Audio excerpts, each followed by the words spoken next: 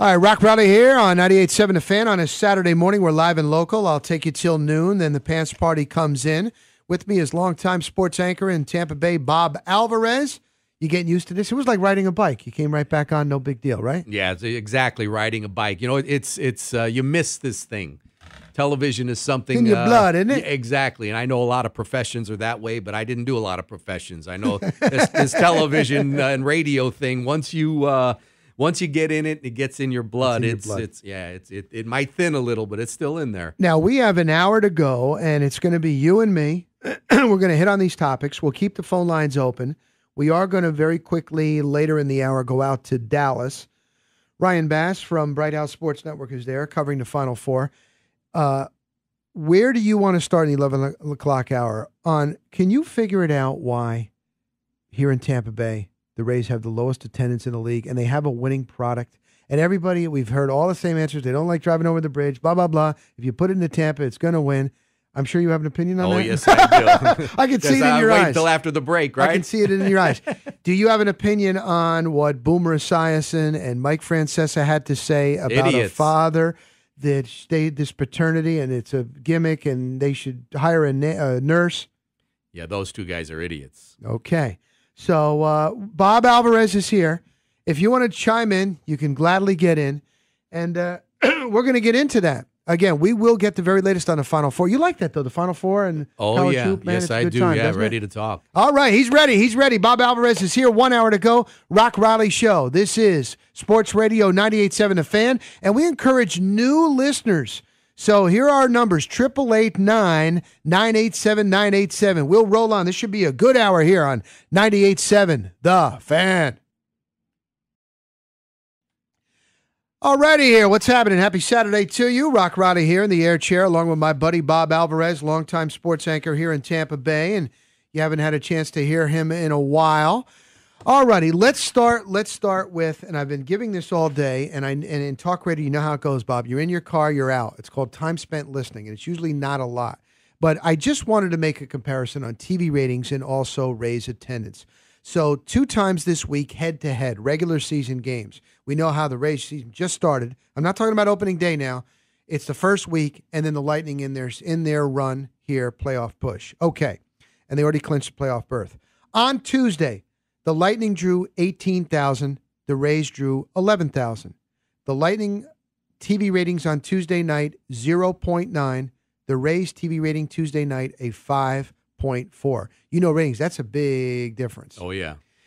Thursday night, Rays attendance at the Trop, 9,500. Lightning attendance at the Forum, 17,500. Lightning TV ratings on Thursday night, 0.8. Rays TV rating Thursday night, a 6.0. That is a big discrepancy. What do you make of that, Bob? Well, number one, I was part of that television rating both nights. And I'll say that I live probably 8 minutes from Tropicana Field. Okay. My love of sports is probably not to be questioned. The last time I was at a Rays game, and this will tell you when it was, when they hosted the Cubs. Oh my God. This was probably 5 years ago, 6 years ago. And you live that close? And I live that close. Why not? Why don't you go? A couple of reasons. Number one, it is so easy to put on the television and watch the game. For me personally, that stadium experience, I want to watch the game. So seeing it on television is good for me. Number two, and this is the main reason, and to be honest with you, I have not been to a Buccaneers game in person, watch them on television. Have not been to a Lightning game, watch them on television. Is it because you're just not in the business anymore? No. You still are a sports fan. Yeah, big-time sports fan. The main reason I don't go is because of the fans. And the last time I was at a Cubs game with the Rays, yep. Buddy and I went. We went up to the window, bought tickets, sitting out in the right field bleachers. And the behavior of the fans is what really turned me off. I mean, I'm not an angel, but the F-bombs, criticizing the, as we call it, the culo, in Italian, the backside of the right fielder of the Cubs. And there's kids around, and people are yelling all this stuff. And I sat there and I said, I can sit at home and watch this on television, not have to put up with these idiots. And you were talking earlier today, and it's become, mainstream in our society now, fans getting beat up at the event because they're wearing the opposite team's jersey. I don't want to put up with all that stuff. So it's so easy to sit at home. People always say the televisions are better, there's high definition, and all these things. It is a factor. It is a factor. Now, I'm going to play devil's advocate and say, Bob, if everyone was like you, we're in jeopardy of losing this team because nobody would go to the games. So be it. I mean, to me, it wouldn't bother you if the team moves? I'm talking about the Rays? Yeah, it would bother me, but I wouldn't lose sleep at night. I mean, it doesn't affect my paycheck, whether the Rays are here or not. And to be honest with you, I think these guys with the Rays need to get up off their behinds and do something more to attract the fans. What more can they do, Bob? They've had concerts. They've made it affordable, really, ticket-wise. They now have a flex pack. They made an 80-foot bar. The team is successful. They put a winner on the field. What more could they do, Bob? They have never invited me there. As a citizen of St. Petersburg, I've never received a phone call. I cannot tell you the last time I received a piece of mail saying, why don't you come to the stadium? They have not done that. Now, obviously, there must be a difference in the experience of going to a Rays game versus a Lightning game. Maybe the guys from the Rays need to go over there, watch a few games, and see what that experience is. Maybe that is the hook to get people to come see games in person. But, like I said, they've never invited me, putting up with the junk from the fans, that behavior has gone out the window. Again, it's just so easy to sit at home and get multiple things done, multitask, while I'm watching the game. And there's so many replays. If I'm in the other room and something happens, I can watch the replay, so you don't miss a thing. See, now that's why Major League Baseball is now finally showing you controversial plays on the Jumbotron this year for the first time. They never wanted to do that. They were trying to protect the umpires. They know that. Just like in NFL games now, all the stadiums have Wi-Fi. People are on fantasy leagues. They want to check that. They multitask. They are trying.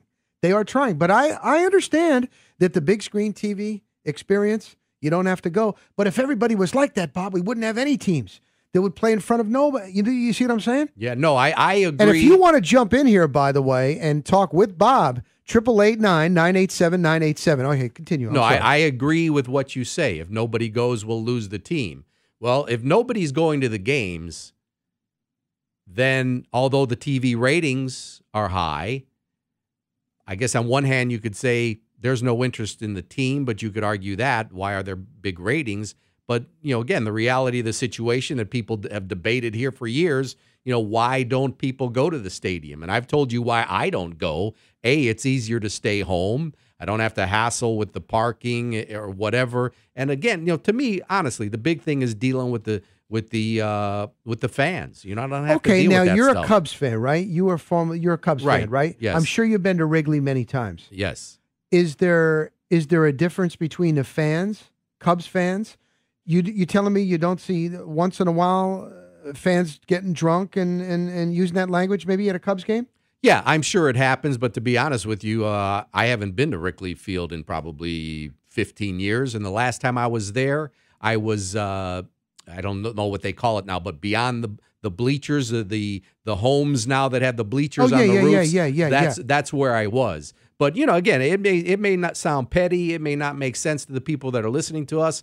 But to me, the big thing is the behavior of the fans. I mean, I don't need, in my life, I don't need that. And, that experience of being at the ballpark is not something that, excites me. I don't want you to sound like you're the old guy and don't want to deal with people anymore, Bob. That's what it's sounding people. like. All right, 888-987-987. Let's go. We're getting some callers here. Want to talk with Bob. Let's go to Cesar in Tampa. You're on with Bob Alvarez on the Fan. What do you say, Cesar? Hey, guys. How's it going? Good, buddy. Good. I had a question for Bob. He was mentioning about that the Rays people should go see what the Lightning people are doing. And I've never seen this in sports. or maybe I'm just not aware of it. But is there any way like they could do like a cross marketing thing, like Lightning help out the Rays help out the Lightning, or the Bucks also could get involved with that? Well, I think if the owners of those three teams have a good rapport, thanks for the call, Caesar. I think if those three owners have a good rapport, that something like that is certainly doable. I mean, I don't know what you do. Hey, come see us, and you get a half-price ticket to go It's something go to to think them. about. I hadn't thought about that. No, that's a pretty darn good idea. All right, let's go to Paul. Paul is calling from Los Angeles. Are you in Los Angeles now, Paul? Yeah, I am. Hey. I am, and I've been listening to the show. And Great. I'm not a professional in analyzing why things happen and so forth, but I enjoy listening. And I was thinking about this. In baseball, first of all, football has come so far to become. I hate to say it because I'm 56 and I grew up with baseball, probably like you guys did. Right. When there were 6 football teams and Right. the AFL and all that, it was kind of looked at as a joke. But, I mean, football is such a huge brand right now, and it's once a week. It's a whole big mega event. So I think even the teams in medium-sized, small markets, it's just it's the happening, and it builds up all week, and that's the event. So there's a lot of different things. It could be there's too many baseball games. First of all, it's so diluted, number one. I agree. I also, if you think about it real quick, you take the Boston Red Sox, the Yankees, the Mets, teams in the big cities, the San Francisco Giants, of course, the Dodgers, where I am. They could play like crap, and they'd still draw 3 million people, even with all the different, and similar to your area, with all the different outlets. But those are probably the exception these days. It's just football. I think a lot of it has to do with football. And like Bob was saying, there's so many different things to do now with the internet. You notice in the last 20 years, the Tampa teams, the Colorado teams, I bet if you've studied the 8 baseball teams or 6 baseball teams that came into existence in the late 80s, the Marlins, yeah, they'll draw a big crowd, but then most of the time, if you look at it, they're not doing so well. So maybe they were a little bit too late to the party, so to speak. Paul, do you go to Dodgers games? No, I don't. Why? Why don't I go? I live in a big city, and to get there with the traffic and, yeah, like you said, I've got a 42-inch screen, and I'm in control. Somebody told me, Paul, that you can't see Dodger games on TV unless you have Time Warner. Is that true? That's true, and I'm lucky. I'm fortunate, I guess, to have Time Warner, as long as I don't watch it too much and don't get anything done. But yeah, that is true. And the other thing is there a public outcry to bring football to the NFL to LA, or do Los Angeles fans that really don't even care that much? You know what? I think it's when you've been without something for 20 years. I'm sure there's a tight. I'm sure people care. But we've always had. Well, not always, but the Raiders were down here. Mm-hmm. So you would probably surprise you guys because San Francisco is and L.A. they hate each other, so to speak, in sports. Right. That said, there's an element of people, let's say, that like that pirate raider image, that real bad boy image, mm-hmm. and they'll go to the sports bars and watch the Raiders. There's another element, I guess, in Orange County, which is the south part of the greater LA area. Right. They'll hop on the 5 freeway and go see the Chargers, which usually put out a pretty good product of late. So, yeah, like Bob was saying, the if it's not there, you'd be surprised that people don't miss it. Or like in business in general, when you start eliminating jobs, all of a sudden, or lay people off, those people don't come back because a system has changed. You figure out how to be efficient without those people and without those specialties. Maybe it's the same thing with LA football. It's been gone for so long, and you got the teams like the Clippers in the winter playing well, and yep. even the Lakers, they stink up the joint. They're not selling out, but they're still getting 18,000 a game. Right. It's just a huge city. So gotcha. That's weird. All right, Paul, I got to run. Thank you, Paul. Okay. We appreciate you listening. Thanks, in Paul. L.A. When we come back, I want to ask you about what it was like in New Orleans. They love their Saints, don't they? And LSU. Who dat? Who dat? Who dat? All right, Bob Alvarez is here. If you've got an opinion on this, only because of the TV ratings so high for the Rays, so low for the Lightning, and yet the Lightning almost sell out, and the Rays are having problems. We'll get into some other things here with Bob Alvarez is here with me. I'm Rock Rowley. 888-987-987, live and local, all day here on The Fan. All righty. Brother. I just saw Hulk Hogan on ESPN. See, he is pumping up WrestleMania, and it's in New Orleans. Can you imagine that with all the wrestling marks? I know a guy that went, and he called and said, there were so many of these wrestling marks that were puking on Bourbon Street. They just couldn't handle their liquor. They're out of their minds seeing the wrestling stars that Familiar are there. scene there. Bob Alvarez, who used to work in Tampa and New Orleans. Oh, yeah. Now, is when you were actually worked there and lived there, you were a single guy at the time when you went to New Orleans? Still a single guy. Still a single guy. So for the ladies. He's a good-looking guy. You know what I'll have to do? I'll take a picture of him, and I'll put it out on Twitter. I'll do that next break. I'm at Real Rock Rowley, and you single ladies, handsome, loaded with money. That's what they want. They want the money. You know that. So do I. What was it like? Do you get Bourbon Street out of the way when you lived there early? Is that for the tourists? What's it like? Yeah, when you worked and lived in New Orleans? I think you can say this about a lot of cities. It's different visiting versus living. Yeah. But I'll speak about New Orleans because I did that, and very, very different when you live there versus going there for a visit. I used to always tell people, in your lifetime, take 2 visits to New Orleans. First time, go there, do Bourbon Street and, that whole thing. All the stuff. Yeah, get crazy and do that. And then the second time, get to the outside, the periphery of the city, and see as much of that as you can because, it was like back in the heyday if you came to Tampa and went to Ybor City, and that's what you saw. Right. But New Orleans, I found it a little tough living there. I always thought that, too. If you're not from there, it would be different. It would be hard, right? Yeah, it was. I had the advantage to being on television, so maybe a rough time that, John Public got, I didn't get that because people knew me from television. But here's a true story. My first day on the job in New Orleans, we were doing a live shot from a high school football game. So they sent me out there to do a live shot for the 6 o'clock news. And we've, back in those days, you had the big satellite truck. Oh, yeah. And so we're pulling yeah, all the bells and whistles. You the man. Yeah, oh, yeah. We're getting set up, and I'm talking to the satellite truck operator, and a policeman comes over, and he's speaking to us, and then I had to make a phone call, so I walked away, and I come back, and the sat truck operator says to me, you know what that was all about? I said, I don't know. He said the cop wanted us to pay him some money to keep an eye on the sat truck. You are kidding. My first day on the job. Oh, my God. Then the second day on the job, they send me to the parish, the 9th Ward, do a story about some high school volleyball team. We're driving back. I said to my photog, who's a New Orleans guy, I said, I understood about 5% of that. I mean, they spoke with this sort of lazy New Orleans, Brooklynese accent. It's hard to understand, right? Oh, I'm you couldn't telling understand you. it. Yeah, I'm telling you. It is different. And then third day on the job, they're doing a live shot. Guy gives me the countdown from 10. 10.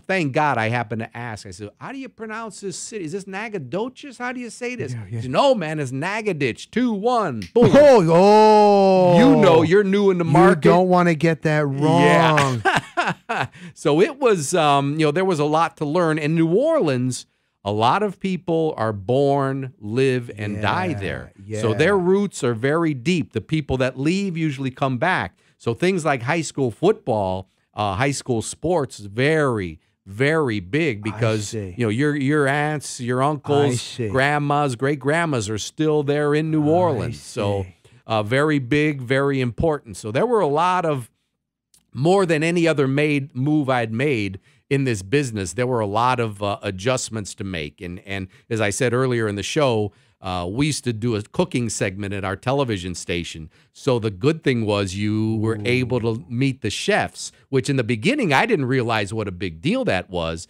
And one of my coworkers said, "Hey, Alvarez, man, that's Paul Prudhomme." I said, okay. No, man, you don't get it, man. Especially when you're out on a Saturday night and you go to his restaurant and tell Paul Alvarez said hello, and suddenly you're sitting down. He said, that's what it's all about in this city. Isn't that something? Now, what about the old, What about like the voodoo? Do you believe there's something to that? Did you just stay away from that? Yeah, hoodoo to voodoo. Yeah. Yeah. I The outskirts? Yeah, I stayed away. I thought, it's tough enough running into good luck as it is. I'm gonna stay away from all the voodoo. But a very one of those unique cities we have in the United States. No doubt about that. People unique as well. No doubt about that. Now they really do love their Saints. It must have been unbelievable when they actually won it, and had the parade. What was that like, man? Well, I wasn't there when they won the Super Bowl. But I still have a lot of friends there. Sure. When I went to New Orleans, I started the job in late September. The Saints under Jim Mora were 0-5. Oh, I start digging for my old Buccaneer script so I could just change the names. Right. Because it was the same football. But people still love their Saints, and I'm very happy to see them turn it around. I mean, it was a party. The Saints games were a party. Party. And it was fun being at the games, and people really enjoyed going to see their teams play, their team play, and that was probably, aside from LSU on a Saturday night, being at a Saints game was probably one of the better places you could be. What's it like being at an LSU game? Tell us. Oh, party with a big P, 4 Ps. I mean, just, an atmosphere that just grows. I mean, it starts early. People are tailgating early, and you feel it. You get sucked into it vibe, and when LSU is good, which they have been more often than not. Yeah. And I was telling somebody there, I remember LSU from being a kid in the Midwest where you'd sneak from your parents and watch them on TV, like the old UCLA Bruins at 10 at night, and the colors of the LSU uniform. That's the memories that I was returned to. But, just the atmosphere. I mean, at an LSU game, I'm sure Booger has talked a lot about it. Sure. Just incredible. I mean, electric. Just people are jacked up. Now, were you in New Orleans covering the Saints when Ditka was there? Yes, I was. Now, what was that experience like? I think Ditka was just looking for another paycheck. That's what I figured. Yeah, he knew there was nothing left in the tank. But I tell you, who's a pistol is Ditka's wife. Oh, really? Not know anything about her. Yeah, she, she'll give you a tongue lashing or two. Really? Yeah, she says what's on her mind. But the coach, of course, being from Chicago, had a sort of a thing for Ditka. So yeah. But I think he knew he was at the end of his rope, was looking for a check, and Ditka was talking out of both sides of his mouth back in those days because suddenly he was a Christian, but yet the guy I knew at a bartender at a New Orleans bar used to see Mike crawling out of his condo complex pretty early in the morning. So Ditka, I'm not sure he knew who he was back in those days, but the whole Ricky Williams thing, Yeah. But they traded half the future of the franchise. I think, was for him. he just out there? Ditka, what was it? No, what about Ricky Williams? Back then he wasn't. I think I remembered him doing a few interviews with the helmet on. You obviously knew the guy was a different cat. Yeah. But nobody, I don't think knew why. I think, didn't it come out later he was some kind of depressive? Yes, and he didn't want to face people and things like that, and he was but at that time you didn't know. So here you were interviewing the guy and he had the helmet on. Yeah, you just thought he was. Yeah, I just thought he was. Smoking a ganja. Yeah, this guy's. Weird dude, different guy. I mean, you just you didn't know what to think about him really. But it was, the Saints were something. That was, of course, that was the only game in town. The NBA didn't exist when I was there. So, the Saints and LSU were the two big things. And Tulane basketball was also Perry Clark back in those days had a run. Right. But living in that city and just different. Like we would say, hey, Rock, after the show here, I got to go to the grocery store. In Louisiana, they go make groceries. Hey, Rock, I got to go make groceries. Make groceries? Is that what they say? Just different. Yeah, and then the Friday Extra section, which here I think they call the Friday Extra in the newspaper, there's a word called lagniappe. Lagniappe. And it means something extra. So Oh, if you're I getting see. a po' boy, they ask you if you want a little lanyap, which means some I extra. got to take you to New Orleans with me. Oh man. yeah, man. I know the spots. I still. bet you do. All right, here are our numbers: 888-987-987. I didn't get. We talked about the attendance. We talked about the ratings. We talked about that. I didn't get your opinion on the Bucks. Were you in favor of them cleaning house after Greg Schiano and starting new with Lovie Smith, the path that they're on? What's your take on that? Well, let me say one thing. The correct Italian pronunciation of that name was Schiano. Is that how we're supposed to say his name? Coach Schiano. Schiano. He teaches Italian, Yes, by the I way. do. Don't let the Alvarez name fool you. He teaches Italian. That's what he does. Well, Schiano, what happened there? Yeah. College coach not ready for these egos of the NFL? Well, I'll tell you a little something. Schiano, his background in Italian. I met his mother and father. They're Calabrese in Italian, which is a Southern Italian. In Italian, you meet a Calabrese, you say a cabadost, which means a hard head. All Calabrese are that way. What was Schiano? My way or the highway, toes on Exactly. the line. So- really, that comes from his genealogy. Before the Bucks even hired him, if they would have called me and say, "Hey, we're thinking of hiring this guy Schiano, he's Calabrese," I would say, "Well, I'm at 1, 2, 3. I'll tell you what you're getting with this guy." Darn, I wish they would. I would have had you on at that time. You could see this coming. I saw it coming perfectly Dang. because you hate to stereotype people, but Yeah, hey, yeah. If you're a New Yorker, you're this. Yes, If you're a Floridian, yes. you're that. Hey, if you're a Calabrese, you're a That's interesting. Cabados. Nobody has brought that up on this station, I guarantee you. But 4-12. What did you think? Even though you had 3 years know. left on the deal. No, I think it was probably the good move because, and I don't know the locker room. I haven't been in the locker room, but from what I hear, I think the players weren't exactly enthused to get Especially up when in the you're losing, morning, too. especially when you're losing. So I think Lovey is doing the right thing. I think he definitely did the right thing in getting rid of Mike Williams? Mike Williams. Even though he just partied and his brother stabbed him and he normal everyday stuff.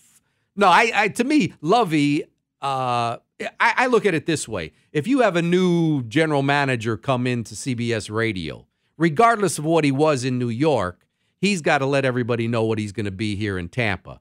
So Lovey can't have that kind of stuff going on because one guy gets away. You have kids. One kid gets away with X. Oh, no, the you- next kid no. coming up is going to push to get X they and push Y. it. Oh, they push it. So to me, this guy Williams was trouble coming out of Syracuse. Actually- Tigers don't change their stripes? They're the Yeah. one with stripes, right? Yeah. Tigers. The guy's not going to change. He is what he is.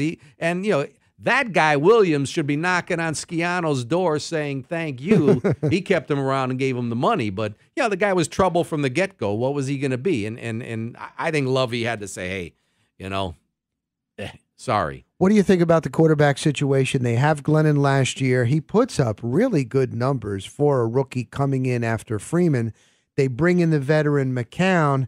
Now you sit here at the draft. What would you do? Well, you said rookie with Glennon, which I think a lot of people forget. I don't sit here and stack up his rookie numbers with the other quarterbacks this year or last year. They were good. But I think as a rookie, he played well. He didn't have much help on the offensive line. Running backs, they were signing him up at the local library.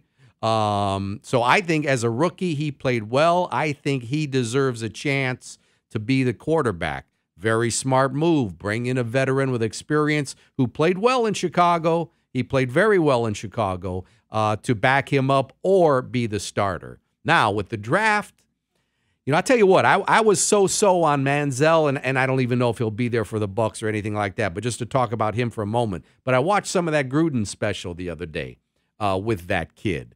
And maybe he was saying all the right things, but I liked what Gruden had to say about him. And I think if he's there, I know you need receivers, and there's a few other holes on this team, but I don't know, man. The kid is There's just something about him you like. yeah. He's even in the NFL level. Yeah, he's too exciting. Interesting. I tell you what, I got a story about that with Johnny Manziel and Chucky, and it wasn't just for the cameras. I'll tell you about that. I want to hear from you, and I want to get your take more on that with Johnny Manziel and these young guys coming out. We also have the Gators in the Final Four, and we'll try to get an update to go to Dallas. I've been talking with Bob here, and I haven't even checked. Oh, my God, Ryan Bass is ready to go. All right, we'll do that. Coming up next, we'll go live to Dallas and take your calls, 888-987-987. This is Sports Radio 98.7 The Fan. All righty, 11:38 here on a Saturday. Rock Raleigh in the air chair on 98.7 The Fan, along with Bob Alvarez, longtime sports anchor in the market. I promised you an update from my man from Bright House Sports Network. We have team coverage in North Dallas covering the Final Four. He was there for the press conferences yesterday. We heard him. Ryan Bass from Bright House Sports Network. My man, how are you, buddy? I'm doing good. How are you doing, Rock? Fantastic. First of all, what does it look like? I've seen some pictures on social media in Jerry's World, that big stadium. I mean, are the fans, will they be watching the scoreboard, Ryan? Is that what you do in a place like that, man? I mean, I would be. That scoreboard's unbelievable. I mean, Jerry, like under the scoreboard, they've got like this little board hanging that most arenas would have. Jerry's World, it's huge. So the stadium is magnificent. It's the best stadium I've ever walked into. I mean, you initially walk in, you got the screens in your face. The roof is there. All the graphics are great. It's a fantastic environment for fans. Yesterday, one of the live shots I did for Bay News 9 and News 13, I was sitting kind of where the end zone seats would be for football. Great seats, if you're coming for a football game. But for basketball, far away, you can barely see the court. Jeez. But if you look up, you got the big screen right there. So with that screen, there's not a bad seat in the house. And, I expect it to be jam-packed tonight. Now, you were there. This is Ryan Bass from Bright House Sports Network, and he's covering the Final Four. You were there for the press conferences yesterday. What was the mindset? What was the vibe you got from Billy Donovan and his guys, and then Napier and UConn? They're calm. On the Florida side, they're calm. They're confident. This is a team, of course, that's riding a 30-game win streak coming into this game tonight. The UConn, the last team to beat them on December 2nd on the last-second shot. The message that's been sent from them is just, we're not the same team then that we are now. And, of course, a lot of teams change over the course of the year, but back when Florida lost that one-point game, that buzzer beater by Shabazz Napier, Florida was without 6 players. They had 6 guys out due to injury, and Scotty Wilbekin actually went down with an ankle injury in the last 3 minutes of the game, so he had to listen to the game. He couldn't even watch it. He had to listen to the game from the locker room as the final buzzer was ticking down. So this is a different Florida team, physically and mentally than they were back on December 2nd. So that's really what they've stressed. As far as UConn, Coach Kevin Ollie has said, listen, we've beaten Florida before. We know what it takes to beat Florida. So UConn's confident coming into this game knowing, hey, we've got the recipe, to be able to upset the Gators. We've done it. They've won, I believe, 9 of 11 games, on their run to this Final Four. They're a confident group. They're a good group. They'd be the first 8th seed in NCAA history to make it to the national championship game. So there's a lot UConn has riding on their side. But for Florida, they're confident knowing that if they can take care of Shabazz Napier, who, of course, went off for 26 points the last time these two teams met, hit that game-winning shot, had 14 points in the fourth quarter. If they can control him, Coach Donovan and the rest of his guys feel pretty confident they'll be playing in Monday's title game. The one question I have, Ryan, and you were probably there for the practice sessions, I know that these players at this level have played big-time games in big arenas, but, the Gators, especially like Frazier, they rely on that outside shot with the 3, and a lot of times with the backdrop and in a place that is just so big and so the expanse, like, do you think that's a factor at all to get used to for the shootings from the outside in a place like that? I think that it'll take some getting used to. I think, once you're a couple minutes into the game, though, that'll wear off. It's just playing basketball all over again. I mean, you could see the players yesterday, at shoot-around. They were kind of looking around, kind of in awe, of where they were, of the arena that they're playing in. They don't practice, on that court. They just had a couple of shoot-around sessions. So you can see the guys kind of in awe of, of the stadium, of the magnitude of the game. 72,000 people are expected to be coming to this game tonight. So there's going to be a lot of people. Of course, the stage is magnified. The arena is gigantic. But I think the players know, hey, once we get into game mode, it's back in game mode. I mean, they were not, Frazier was knocking down shots. Wilbekin was knocking down shots in the shoot-around yesterday. So, I think once they get used to it, it won't be a problem come game time. All right, buddy. I know. Thanks for taking the time. We will see you tonight. Bright House Sports Network is going to have an in-depth live post-game show, and Ryan is going to be in and out of the locker room. Austin Lyon, our other reporter, will be with us, so I know we'll talk to you guys tonight. Get a little rest. You don't want to get too pumped up too early, my man. All right? Absolutely. Rock, thanks for having me on, man. We'll talk to you tonight. Thank you. Okay, that's Ryan Bass, and he is with Bright House Sports Network, and he is out there. Can you imagine that, Jerry Jones's world? 72,000 to watch this game tonight, buddy. I'll tell you, that's a total attendance for some teams for a year. I mean, Raise? that We'll cut it there. That is just, I couldn't imagine. And the magnitude for these kids, 19, 20, 21 years old tonight. Yeah, and you made a good point. With all the AAU and all this stuff, these guys have played important games, big arenas. But I got to think, when you walk out there, take your first few steps onto that court, it's got to hit you a little bit. It's going to hit you. But I like Florida. I like Billy Donovan. I mean, for a young guy to accomplish what he has, to me, has been, nothing less than remarkable. Wilbekin, I like the way he leads. Patrick Young, I like the way that I think he realizes the situation where he is. It's the end of his collegiate line here. But I'm a Big Ten guy, though. I know you are. I'm a Big Ten guy. You do realize the last two losses for the Gators, the one in December to UConn, Wisconsin. Right. How about the story about that coach? 4 Division III Wisconsin Platteville titles at a later age. He gets the gig as an older guy. He's now there 13 years, and now he's on the biggest stage. What a great story, huh? And I'll tell you what, I have not looked at the his team to see where these guys are from, but I don't remember reading a lot about McDonald's All-Americans wanting to go play basketball at Wisconsin. Exactly. Isn't that something? I mean, it to me, it shows you the difference that coaching makes.